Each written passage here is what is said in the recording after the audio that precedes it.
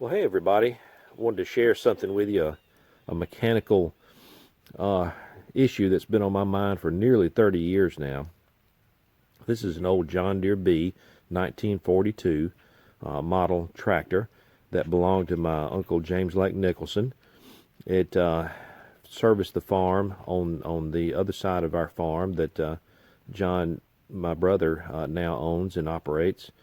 And this tractor was in a barn that was falling down on it back in the late 80s and early 90s. And we pulled it out of that barn and then brought it over here to our barn that to keep it kind of out of the weather, so to speak. But I tinkered with this tractor probably about 1990 and attempted to get it running. And I got it to pop a time or two, but never could get it to really fire off. So then I went on to college and just here the tractor has sat for 30 years now. And I know the tractor itself has not operated for 15 years prior to us pulling it out in 1980, so there's a good chance this tractor has not run since I have been alive. Like I said, our Uncle James Lake Nicholson operated it on the farm, and it's a 1942 model, and this tractor actually does not have electric start. You actually have to spin this flywheel right here with your hands, turn it over in order to get the engine to fire. And here you have petcocks on the side of the engine that you can open up to let the pressure and compression off while you spin this, so it won't be so hard on you. And once it fires one time and starts rotating, you close the petcock and raises the compression in the cylinder. I have taken the front tires off because one of the reasons it sat here for so long, I've just looked at it and said, well, one of these days I'll get around to fixing the wheels. And it's just so bad I can't even move it. Matter of fact, the back wheels are so dry rotted to the ground that I'm going to have to do something about that before I can actually move it and get it into the shop. Now, the only thing I have done to the tractor thus far is basically I filled the crankcase full of diesel about a month ago and sprayed penetrating oil in the cylinders. The engine is seized. It will not turn over. But I have taken this top off to look down in the crankcase, and actually the old engine looks pretty clean for having set up for 45 years. Look at that massive piston rod and the stroke on that thing. And if I can get my camera down in there, you can see how big that piston is. That is absolutely amazing. And you know when this thing is running, even though it's only 2 cylinders, it is a torque monster. So I'm going to try to play with it a little bit, see if I can get it to spin over again. The other major issue that I've had is getting the magneto set up, and I actually pulled the magneto off from right here and took it over to my shop. And actually I took 2 magnetos. One was sitting up here on the seat for some reason, and the other one was actually on the tractor. And I took both magnetos and made one good one. So as you know, on a tractor without starting capability, or it doesn't even have an alternator, doesn't have a starter, the magneto creates the spark for the spark plugs. And I put it on the workbench the other night, started spinning it over, and it shocked the fire out of me. So I know that magneto is going to work when we get it back on. But the story on this tractor was that it used to have steel wheels on it. Now, I can't confirm that. However, the evidence is leading toward that. I've heard the story that my Uncle James Lake Nicholson actually got ran over by the tractor with steel wheels on it, and it created some pretty major back problems later in his life. Now, one thing that confirms that I read on the internet that confirms that fact is on the gear shift, you hear how you can hear the gears click in and out. Even that gear clicks in and out, but I'm told from what I've read is that gear 5 and 6 does not exist if the tractor had steel wheels on it from the factory. And as you can see, 5 and 6 is up there, but there's no click like it is in the rest of the gears. And that's what the documents say, is that it will actually show up on the gear shift, but you won't feel any gears in there. And that's exactly what I'm feeling. So apparently this tractor actually came with steel wheels on it from the factory. And I imagine after my Uncle James Lake had that accident that he converted it over to rubber wheels. So anyway, this is going to be a fun little project.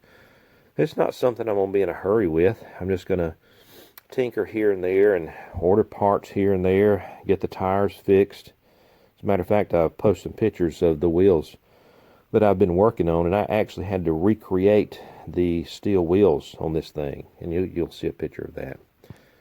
Anyway, God bless, and hope you enjoyed this rust revival over time. Thank you. All right, folks, I told you I'd give you a little shot of the wheels I'm working on for the John Deere B.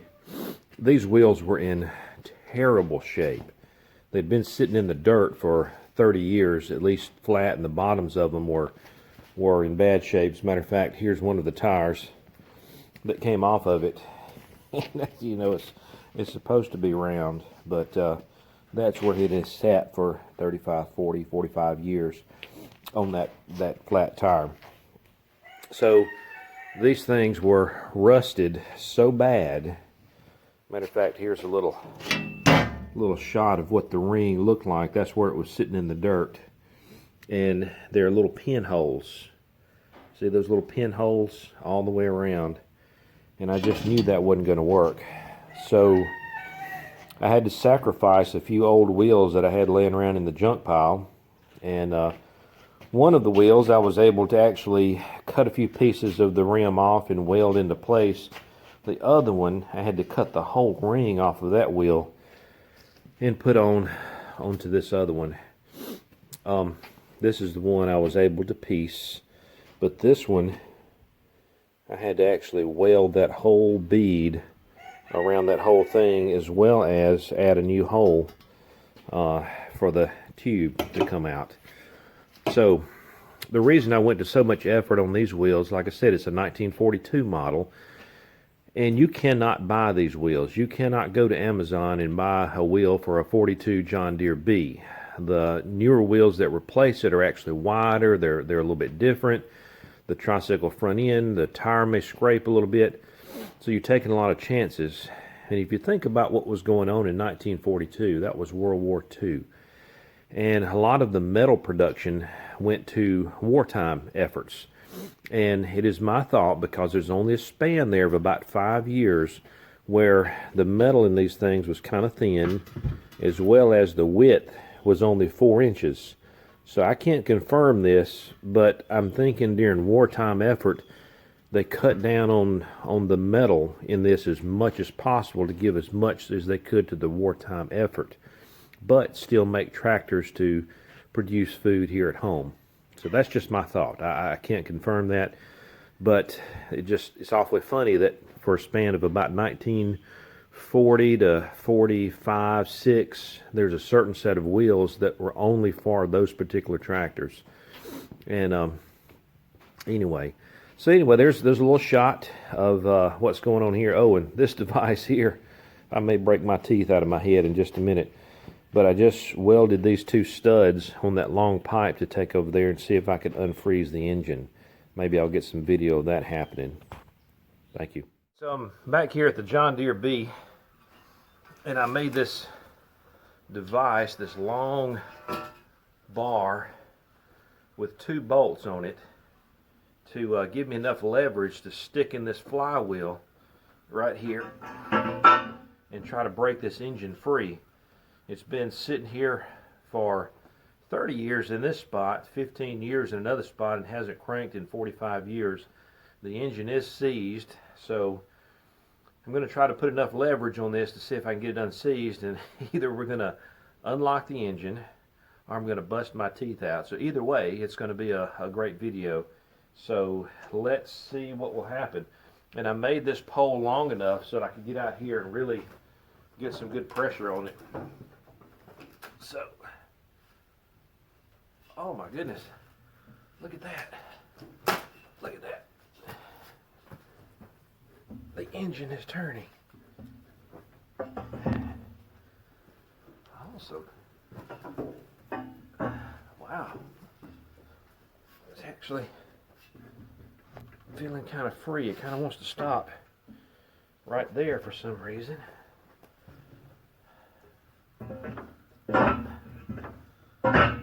is free right there. Well, that is very good news. Look at that right there. Look at that.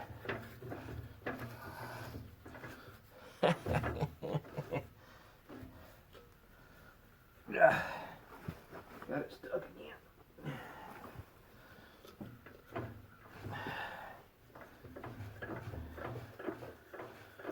But that's promising. That is very promising.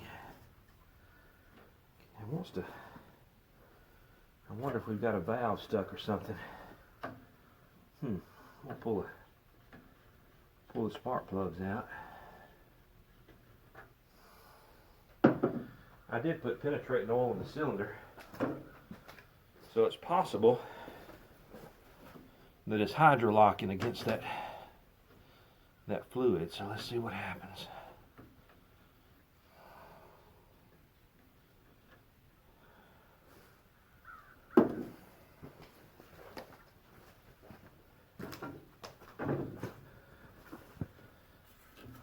Yeah, might get my bar out again.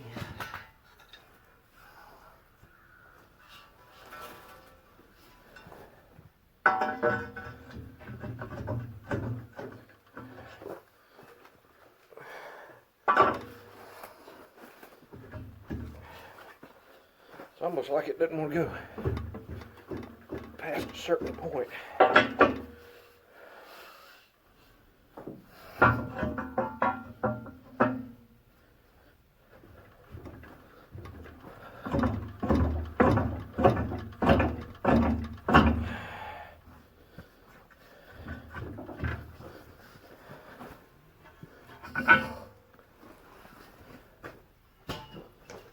Really want to force it too bad.